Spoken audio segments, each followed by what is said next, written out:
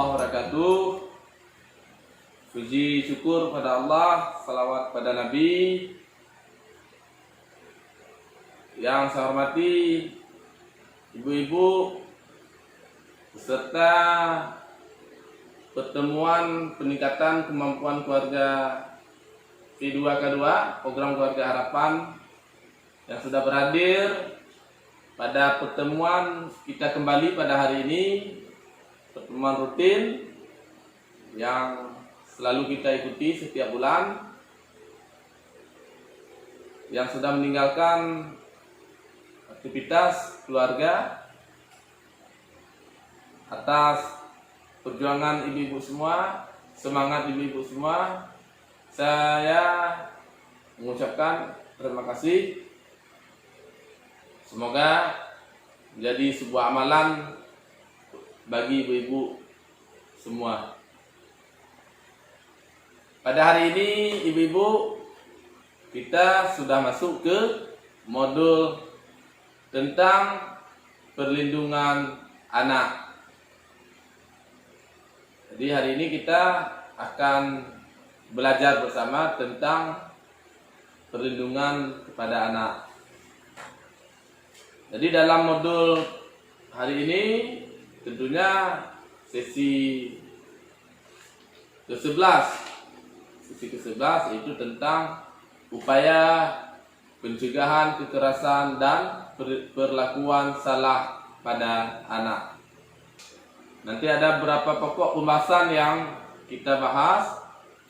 Pertama, kita nanti akan membahas tentang definisi anak dan hak-hak anak. Yang kedua, nanti kita akan bahas pengertian kekerasan dan perlakuan salah terhadap anak. Yang ketiga, nanti kita akan bahas jenis, contoh, dan akibat kekerasan dan perlakuan salah terhadap anak. Yang keempat, kita bahas tentang cara deteksi dini kekerasan seksual pada anak. Yang kelima, cara pencegahan kekerasan dan perlakuan salah terhadap anak. Yang keenam, pengertian anak istimewa. Dan yang ketujuh nanti cara pencegahan kekerasan dan perlakuan salah terhadap anak istimewa. Sebelum kita mulai pelajaran kita di langkah pertama ibu-ibu, saya mengajak ibu-ibu semua supaya tetap semangat, tetap bugar untuk relax sedikit sebentar. Ini kita tepuk mantul ibu-ibu ya. Ya, mantulnya begini ibu. Tok tok tok, mantul mantul, tok tok tok, mantul mantul, tok tok tok, mantul. Ya, jadi kita ikuti semua ibu-ibu ya. Sekarang kita lihat flipchart yang pertama ibu tentang tujuan pembelajaran. Jadi tujuan pembelajaran pada hari ini, ibu-ibu diharapkan mampu melakukan pencegahan kekerasan dan perlakuan salah terhadap anak, termasuk pencegahan kekerasan terhadap anak istimewa, serta deteksi dini terhadap kekerasan seksual. Indikatornya seperti yang sudah saya jelaskan tadi. Ibu-ibu mampu menjelaskan pengertian hak anak, menjelaskan klaster hak anak, menjelaskan pengertian kekerasan perlakuan salah. Ibu-ibu mampu menjelaskan jenis, contoh, dan dampak kekerasan perlakuan salah, mampu melakukan deteksi dini terhadap kekerasan seksual, mampu mempraktekkan cara pencegahan penanganan kekerasan, mampu memahami pengertian anak istimewa, mampu mempraktekkan cara pencegahan kekerasan dan perlakuan pada anak istimewa. Jadi ini tujuan pembelajaran kita pada hari ini. Ibu-ibu semua, sekarang kita masuk ke langkah 2 tentang pengertian anak dan hak-hak anak atau klaster hak anak. Jadi kita lihat dulu pengertian anak. Kita lihat di flipchart 2. Jadi menurut Undang-Undang Perlindungan Anak Nomor 35 Tahun 2014, anak adalah seorang yang belum berusia 18 tahun, termasuk yang masih dalam kandungan. Kemudian menurut Umar Seno Aji tentang hak anak adalah hak yang melekat pada martabat manusia sebagai insan ciptaan Tuhan yang Maha Esa, yang sifatnya tidak boleh dilanggar oleh siapapun dan yang seolah-olah merupakan suatu holy area. Hak anak dapat diartikan hak melekat atau asasi pada diri anak, pemberian Tuhan yang Maha Esa, hak ada sejak dilahirkan bahkan saat di dalam kandungan, kewajiban orang tua untuk memenuhi hak tersebut. Jika tidak terpenuhi, sama dengan pelanggaran hak yang telah dilakukan oleh orang tua. Jika orang tua tidak memenuhi, sama dengan melanggar Undang-Undang Perlindungan Anak. Orang tua yang tidak mampu, hak anak bisa diambil alih oleh negara. Jadi undang-undang sudah menjamin tentang perlindungan untuk hak anak. Kemudian saya ingin menanyakan pendapat ibu-ibu semua tentang apa saja menurut ibu-ibu hak-hak anak. Jadi silakan dijawab ibu-ibu. Ya, ibu Desi, hak mendapatkan pendidikan, hak mendapatkan apa Bu? Jajan. Ya, hak mendapatkan jajan. Ya, boleh. Ada lagi ibu, hak bermain. Ya, luar biasa, hak bermain. Artinya apa yang menjadi sebuah kebutuhan itu orang tua harus memenuhi hak-hak anak tersebut. Sekarang kita bermain ibu pengelompokan gambar klaster hak anak. Mari kita lihat lembar kerja 11.1. Jadi kita lihat dari langkah kerja, di sini ada matrik klaster hak anak. Jadi yang pertama, hak keluarga dan pengasuhan alternatif. Kemudian ada kesehatan dan kesejahteraan sosial. Kemudian perlindungan khusus. Kemudian pendidikan, waktu luang dan kegiatan budaya. Kemudian ada yang namanya hak sipil. Jadi ibu-ibu, saya persiapkan materi klaster ini. Sudah saya cetak. Nanti saya akan menempelkan materi klaster ini pada dinding. Kemudian nanti saya meminta kepada ibu-ibu untuk mengambil kartu gambar hak-hak anak yang saya tempel di dinding, dan setiap peserta hanya mendapatkan satu gambar. Bagi peserta yang tidak mendapatkan kartu nanti, silakan bergabung dengan peserta lain yang mendapatkan gambar. Kemudian saya meminta nanti setelah ibu mendapatkan gambar masing-masing, ibu-ibu harus mengamati gambar dan berpikir sebentar. Kemudian nanti selanjutnya menempatkan kembali gambar-gambar tersebut sesuai dengan matrik klaster hak-hak anak yang telah tersedia pendapat masing-masing. Sudah paham ibu-ibu ya mengenai langkah permainan yang akan kita lakukan? Ya, kalau sudah paham, langsung kita lakukan ibu ya. Silakan diambil klaster gambar yang sudah saya tempel. Berdasarkan pengelompokan tadi Bu, berdasarkan pengelompokan di lembar kerja 11.1 tadi, saya ingin menanyakan kepada ibu-ibu semua nih tentang cara yang harus dilakukan orang tua untuk memenuhi hak anak. Ya, silakan dijawab Bu. Cara yang harus dilakukan orang tua untuk memenuhi hak anak. Jadi dari respon jawaban ibu-ibu semua, saya simpulkan hak-hak anak yang harus dipenuhi oleh orang tuanya. Jadi kita lihat hak-hak apa saja yang harus dipenuhi oleh orang tuanya. Kita lihat di picture 3 ini Ibu ya. Ya, ini picture-nya. Klaster hak anak yang harus dipenuhi oleh orang tua. Klaster pertama adalah hak sipil dan kebebasan. Klaster kedua, lingkungan keluarga dan pengasuhan alternatif. Klaster ketiga itu hak kesehatan dan kesejahteraan dasar. Klaster keempat, hak pendidikan, waktu luang dan kegiatan budaya. Klaster yang kelima, langkah-langkah perlindungan khusus.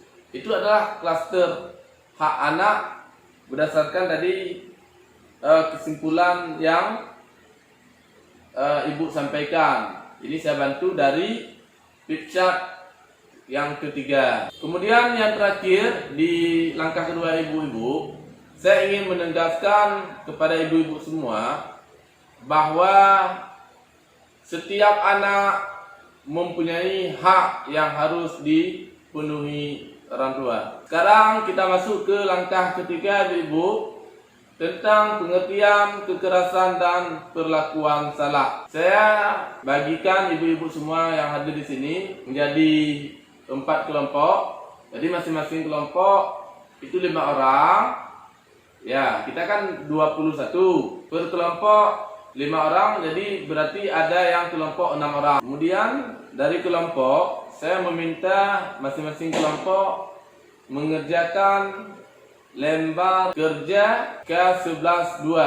Jadi ini lembar kerjanya ibu saya tampilkan. Jadi kita akan bermain matrik jempol. Jempol. Kalau misalnya baik, maka jempolnya begini. Kalau misalnya buruk, jempolnya begini. Sesuai yang ada di lembar kerja 11. Saya akan membagikan kepada ibu-ibu 2 set gambar yang telah saya acak. Nanti silahkan dipilih. Setelah saya bagikan nanti saya meminta kelompok masing-masing untuk memperhatikan, mendiskusikan isi gambar yang telah ibu pilih tersebut. Nanti saya juga meminta ibu-ibu memilah gambar tersebut dan menempatkannya sesuai dengan pemikiran ibu-ibu. Jadi kalau misalnya nanti menurut ibu gambar itu baik, maka tempelkan di lembar kerja yang jempolnya baik.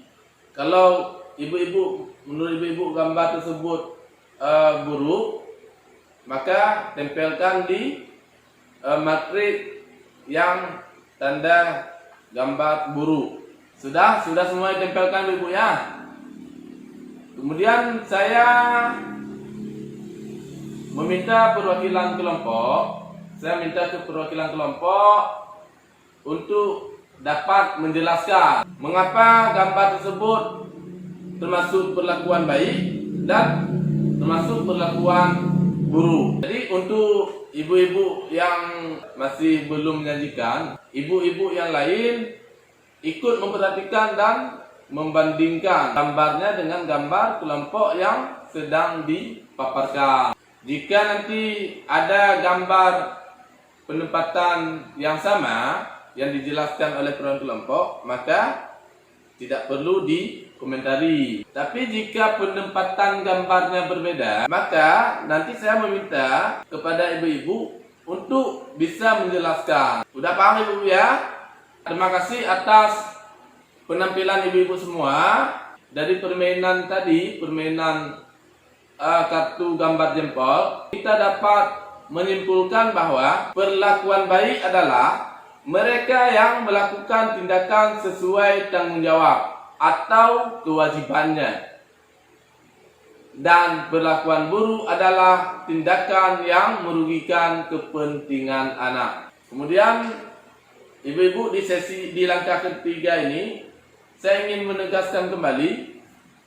Silakan ibu lihat picture yang kelima tentang pengertian kekerasan terhadap anak. Jadi di picture kelima ini ibu, kekerasan terhadap anak adalah setiap perbuatan terhadap anak yang berakibat timbulnya kesengsaraan atau penderitaan secara fisik, mental, seksual, psikologis, termasuk penelantaran dan perlakuan buruk yang mengancam integritas tubuh dan merendahkan martabat anak. Berdasarkan Permenek PP dan PA nomor 2 tahun 2010 tentang RAN TV KATA. Kemudian selanjutnya, setiap perbuatan yang mengakibatkan penderitaan baik fisik, psikis, seksual dan sosial terhadap anak. Jadi setiap perbuatan yang mengakibatkan penderitaan baik fisik,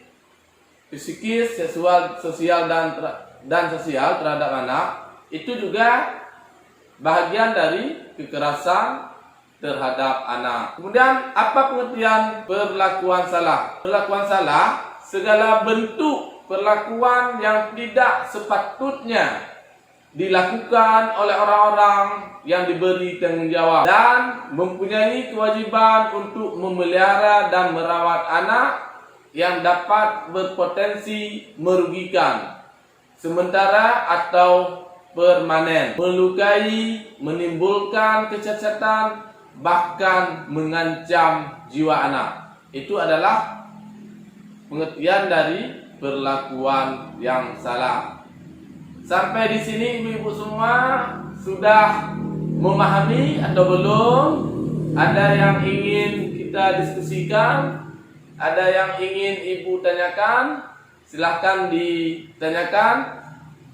Silakan ibu. Demikian pertemuan kita pada sore ini ibu-ibu tentang modul perlindungan anak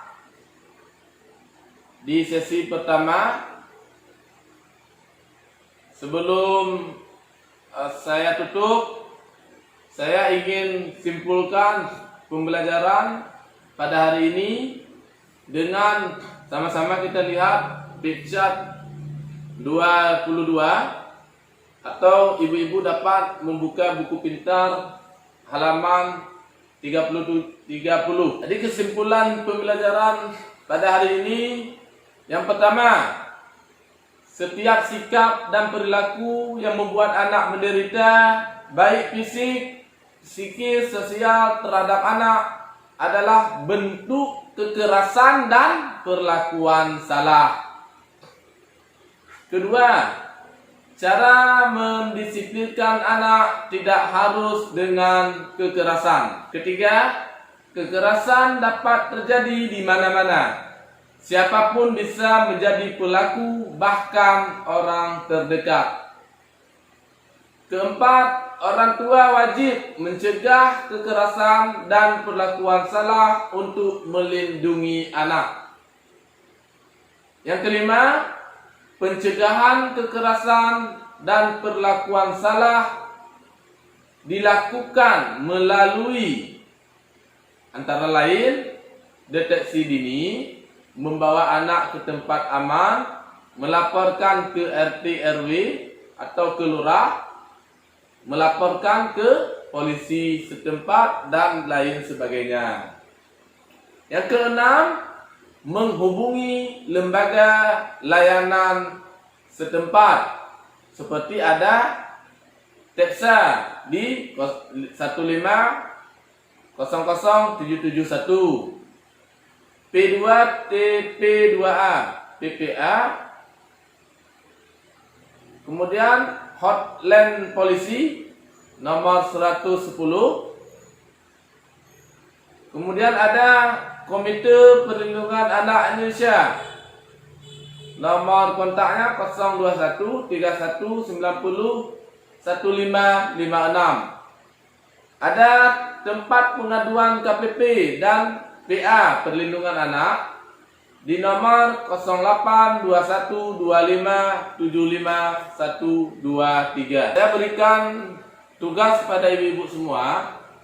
Tugasnya sangat mudah. Ibu-ibu harus menyampaikan hasil pembelajaran kitab hari ini kepada keluarga dan lingkungan tetangga ibu-ibu semua. Yang kedua, tugas ibu-ibu adalah mengerjakan pekerjaan rumah yang ada dalam buku pintar halaman 31. Pertemuan bulan depan tugas tersebut ibu bawa dan nanti akan kita diskusikan secara bersama. Demikian pertemuan kita pada sore ini. Atas partisipasi kehadiran ibu-ibu semua pada hari ini, saya mengucapkan terima kasih.